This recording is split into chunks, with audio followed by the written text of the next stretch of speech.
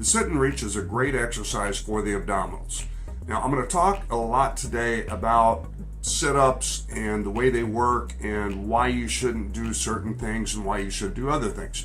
Now, what we've kind of focused on thus far has been doing a lot of planking and been doing a lot of basic abdominal crunch type movements.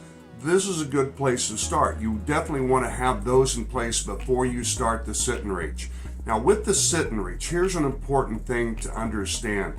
We should be able to lie on our back, knees slightly bent, and bring our bodies forward without the use of our hands or arms. Try this. You'll find it very difficult in most cases. Some of you won't, but some of you will. And so why is this important? It's important to be able to sit up. It's important to be able to have that strength to pull your body forward.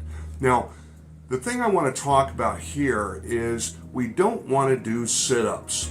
Doing sit-ups with our feet held down. What this does, it uses the rectus femoris, which are the hip flexors or the muscles in the front of your thighs. These are very, very strong, powerful muscles. They can pull your pelvis forward without supporting your lower back. It's important that the abdominals are strong enough to do the support of that lower back as well. So when we do the sit and reach, we don't do this with the feet held down. That way it keeps the rectus femoris out of the equation and focuses on the abdominals, which is the objective in doing this exercise. Now, when you go to try this, if you can't set forward, you can put your hands up over your head and use some momentum of your arms to help kind of pull yourself forward and get up into that position. Eventually, we start reaching more and more and more toward the ceiling, and eventually we start utilizing weight as well.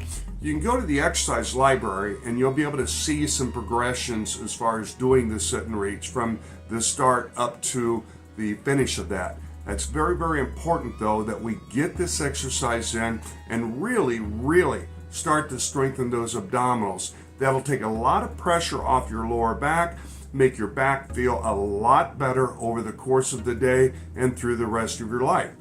Again, I want you to remember, if you have questions or you have comments, don't hesitate to email me. My contact information is there on the website.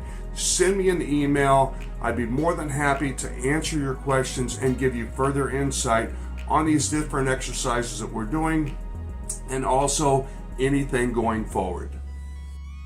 Now, this next movement is called the sit and reach. This is going to take us now toward that more of a full range of motion with the sit-up. We're going to go all the way up with this. The legs are not held down, so the feet aren't under a couch. You're not having a partner hold your legs down. The purpose of this, though, is we work our way up to this so the abdominals get strong enough to support the upper body and can pull the upper body forward without these muscles in our legs called the rectus femoris or the hip flexors, which are very, very strong. They can pull your pelvis forward, but they don't support your upper body. Thus, it places a lot of stress on your back. This is why we don't want to do full sit-ups in the beginning phases and work our way up toward that. Now, you'll notice I'm going to use some momentum in the beginning. As I progress through this demonstration, you'll see how that becomes less and less and more focuses on the abdominals. So, start with the arms above the head. We're going to come up, reach forward. See how my legs are extended to help keep my body down. I'm going to start reaching a little bit higher and higher. And now I'm going to start taking that momentum away.